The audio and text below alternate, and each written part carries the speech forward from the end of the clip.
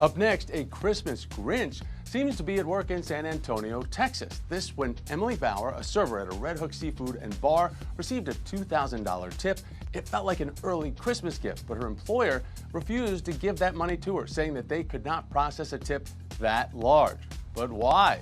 We go now to DailyMail.com's female editor, Charlie Langston, to solve this mystery with the details here. Charlie, it seems absurd. Why can't she get the money? Yeah, and Thomas, believe it or not, this story actually gets even crazier. So let me start from the beginning. Now, Emily Bauer was having a pretty terrible day before she received this tip. She was bussing a lot of tables, and a man noticed just how hard she was working. The anonymous man, who claimed to own 3 restaurants himself, actually left before finishing his meal. And when Emily went to pick up his tab, she noticed the $2,000 tip, along with a message that said, "Merry Christmas, keep on working hard." But when Emily went to claim her tip from the restaurant, she ran into some trouble. Actually, right after I got it, I went to my friend and I was crying.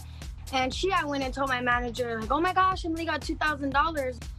Well, then we're at the table, we're talking, all of the servers, all the workers, and they're like, "Wow, $2,000, like, we've never got a tip that big." And she comes up to all of us and she goes, "Rule number 1, never tip that big, because you're never gonna get it." Now, Emily was understandably upset, as I think we all would be, but do not fret, because thankfully I have a happy update for you. After we spoke to Emily, she went into work where the restaurant owner told her that he couldn't process the tip because it was considered fraud, but he agreed to pay her the full $2,000 anyway. So thank goodness this holiday story has a very festive and happy ending.